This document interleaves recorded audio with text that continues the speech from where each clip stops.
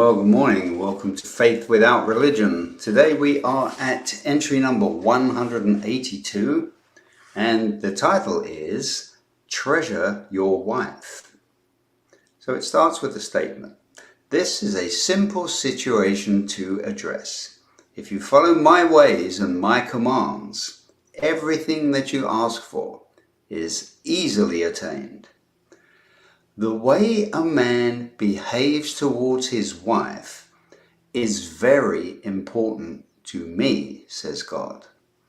It is a measure of his willingness to follow my word and my calling. If a man will not revere his wife above all earthly things, how will he ever revere his king above even his wife? It is my joy that every wife should be loved completely. She should feel so blessed by the attention of her husband that the enormity of the love is almost overwhelming in the physical realm. How much more powerful is the knowledge that my love for her is even greater? My love produces a light so powerful that it completely surpasses the glitter of the trinkets and baubles of the world. It is brighter than any diamond, more elaborately woven than any earthly garment. This love reflects the beautiful tapestry of my robes, my anointing, and the light of my spirit. It offers to all that have eyes to see something that the world can never provide. It is all part of a spiritually aligned marriage. A diamond cannot polish itself. Your responsibility is for the polishing and safekeeping. If a man cannot properly care for this, the most precious earthly gift he can ever receive, how would he qualify to be trusted with anything in the kingdom to come? Make no mistake, there will be many that have a high expectation of the rewards they have earned, that will suffer loss due to the neglect of their wives. As Christ loved the church is a hard command, but a command it remains. Can your right leg take a walk without the company of its partner on the left?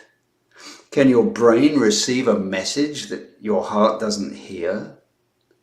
Can the eye see something that the soul doesn't picture? A husband doing anything independently of his bride is equally unprofitable. A team has to be a team. Two horses going in opposite directions will go nowhere. Point them both on the right path, and they cover much ground swiftly. The princess instinctively knows what is required of her in the presence of her prince. It is triggered automatically, without pressure or prompting. Only when her delicate nature is damaged by neglect will she adopt the abrasive, contrary nature of the women of the world. The wise man knows the spiritual significance of these principles. Those that are unprepared for the reverential love required for an anointed, spirit-filled wife should rather not marry in the first place, for there will be judgment for those that neglect so great a gift, says God. There is nothing worthier than a called servant walking in humility with the might and the power of my spirit welling up within him. There's a tremendous amount in there.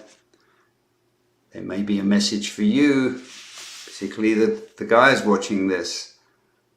Just make sure that you understand what God placed in your hands when He blessed your marriage to your wife.